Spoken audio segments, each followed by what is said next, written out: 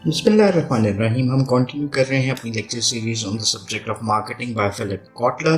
Chapter 8 को हम discuss कर रहे थे और अभी के लेक्चर में हम बात करेंगे कि how services differ from the product और nature and characteristics of a service क्या होते हैं। कंपनी जब किसी भी प्रोडक्ट को लॉन्च करती है मार्केट में तो उसके डिफरेंट ब्रांडिंग के एलिमेंट्स डिफर करते हैं than offering a service. Because company जब भी काम कर रही है उसको कुछ कंसिडर चीज़ें करनी है, उसमें 4 स्पेशल सर्विस करेक्टरिस्टिक्स को मद्देनज़र रखना किसी भी कंपनी के लिए बहुत ज़रूरी होता है। When designing the marketing programme, few factors जिसमें जैसे हम बात करते हैं इंटेंजिबिलिटी, इंसेपरेबिलिटी, वेरिएबिलिटी और perishability, these are the few aspects which needs to be considered while offering a service in the market.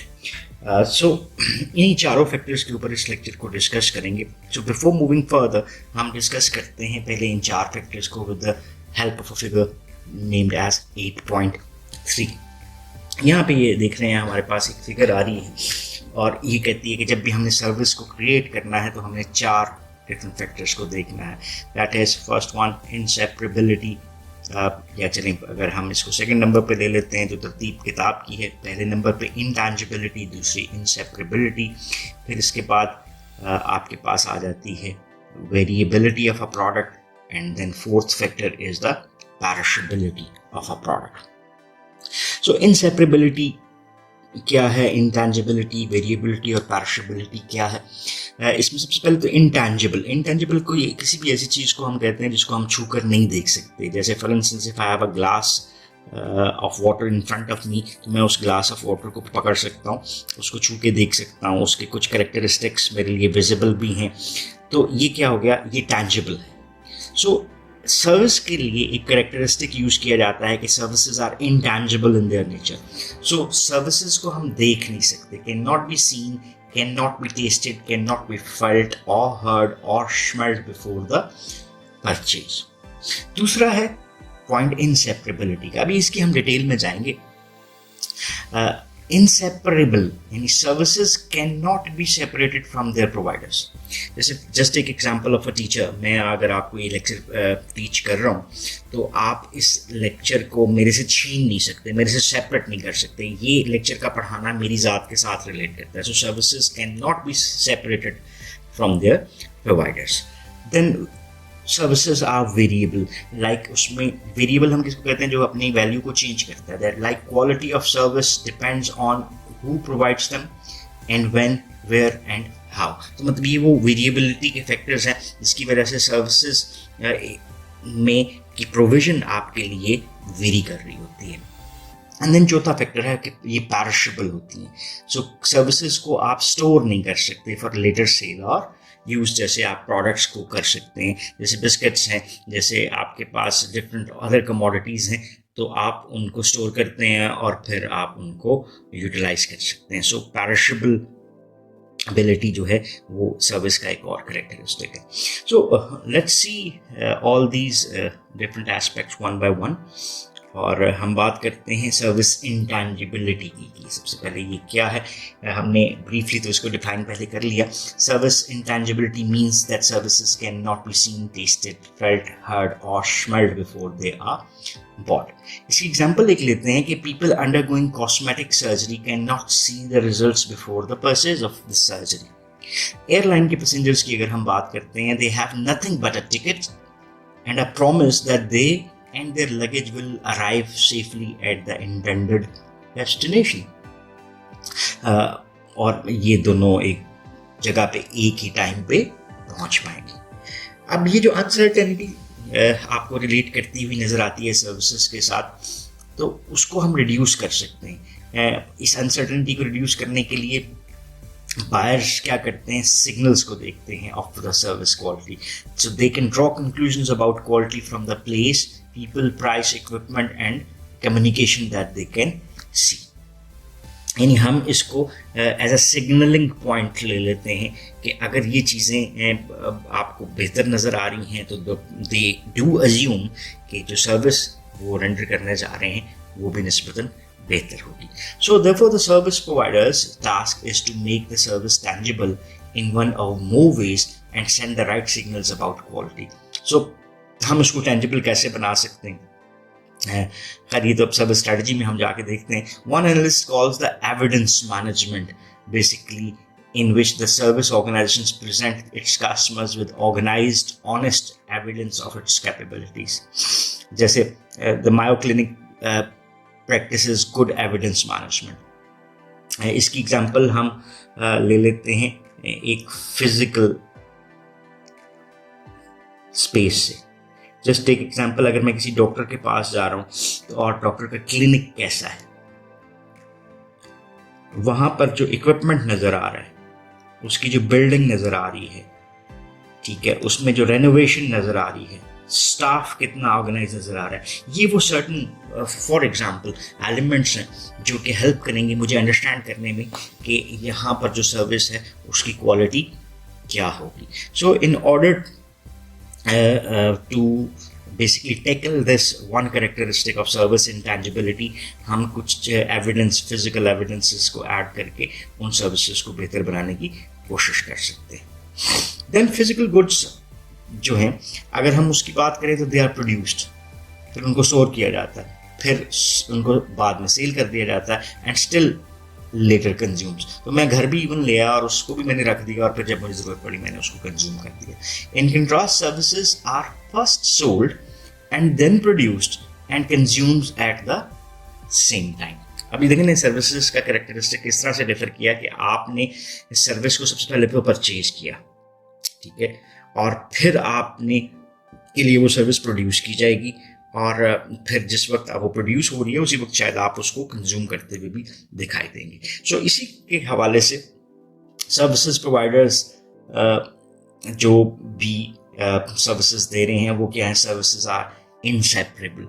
So service inseparability क्या मानी रखती है? That services can not be separated from their providers whether the providers are people और machines. जैसे मैं एक doctor के पास गया हूँ तो मैंने डॉक्टर के लिए प्रिस्क्रिप्शन जो डेवलप करना था उसके लिए मैंने पहले फीस पे की, मेरा नाम रजिस्टर हुआ and now I am into the doctor's room जहाँ पे वो मुझे चेकअप करके बेसिकली प्रिस्क्रिप्शन प्रोवाइड कर रहा है. सो देख सकते हैं कि मैंने पहले सर्विस खरीदी, फिर मैं सर्विस तक पहुंचा जब वो सर्विस मेरे चेकअप के दौरान प्रोड्यूस हुई और मैंने उस मशवरे को ले लिया या कंज्यूम कर लिया. So that's how services are produced and consumed at the same time. So हम डॉक्टर से उसकी डायग्नोसिस को, उसके प्रिस्क्रिप्शन को सेपरेट नहीं कर सकते. So if a service employ provides the service, then the employee becomes as part of the service because the customer is also present at the service is produced. So provider-customer interaction is a special feature of the service marketing. Both the providers and the customers affect the service outcomes. ये दोनों factors जो हैं वो यहाँ पर आपके लिए important होते हैं कि इसका इम्पैक्ट किसी भी सर्विस की आउटकम के ऊपर आपको आता हुआ नजर आता है.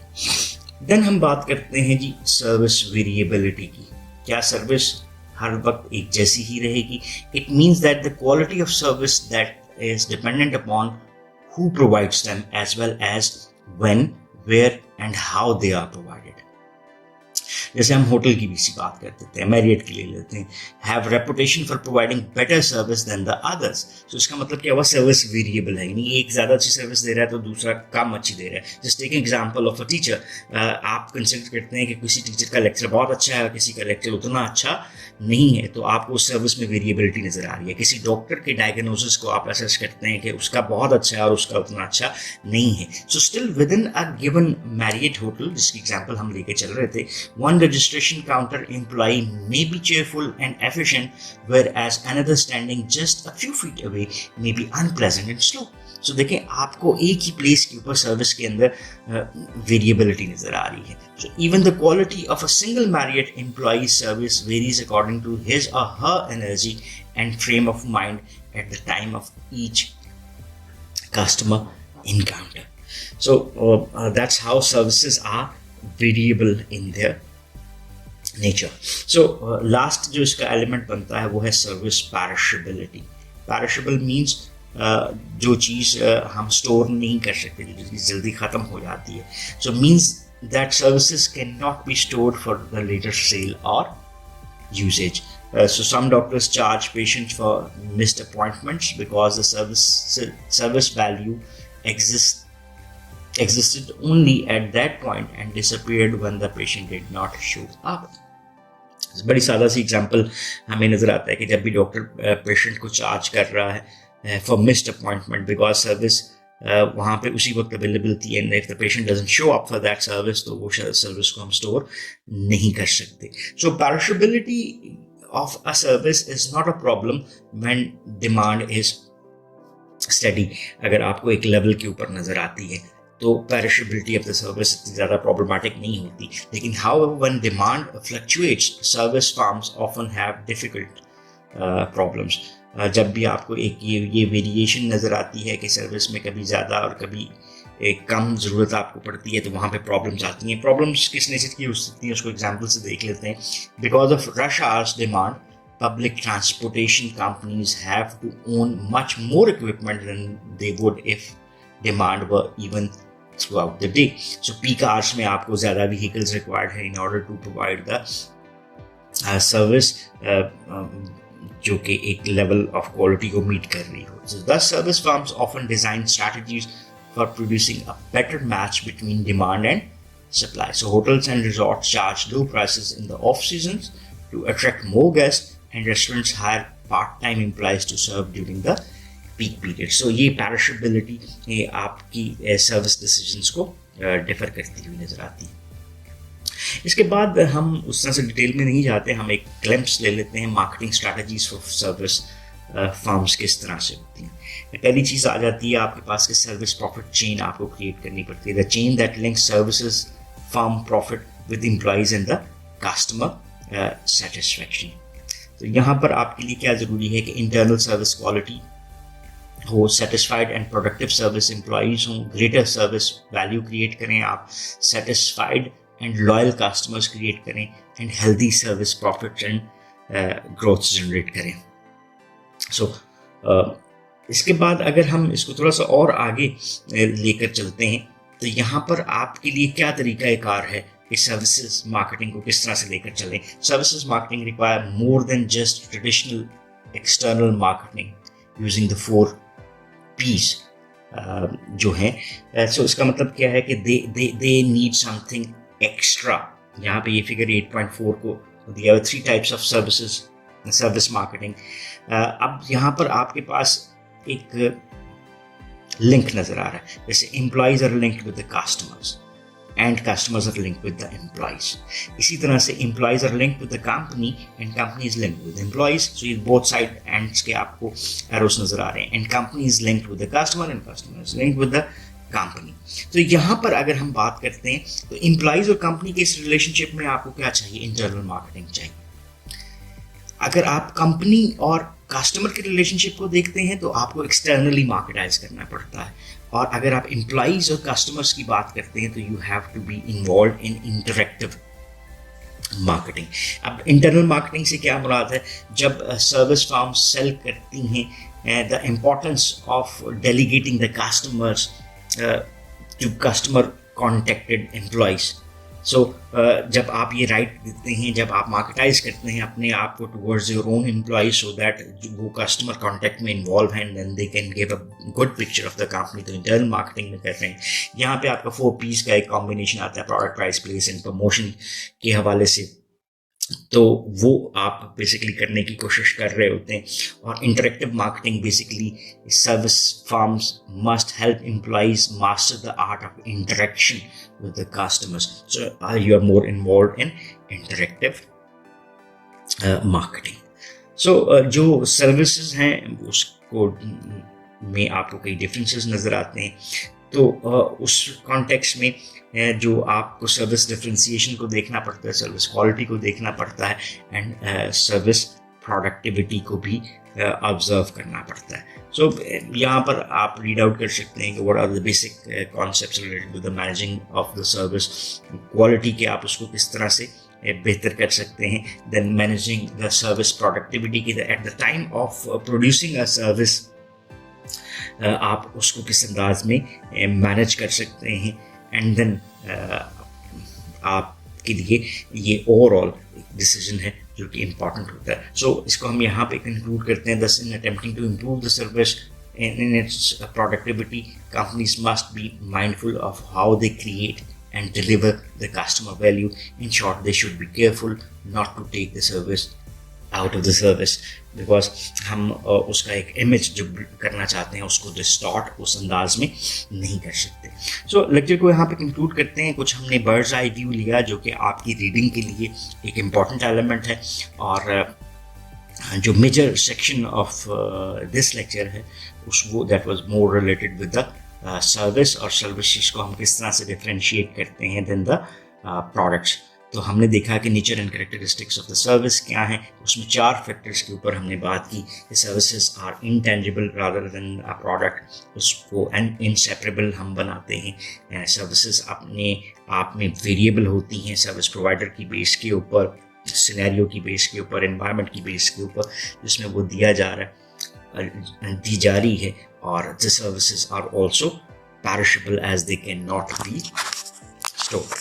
So that's all for this lecture. If you still have any questions or queries about this lecture, so you can ask in the comment section and we would definitely love to answer those. So once again, thanking you for watching this lecture. Have a nice time. Allah Hafiz.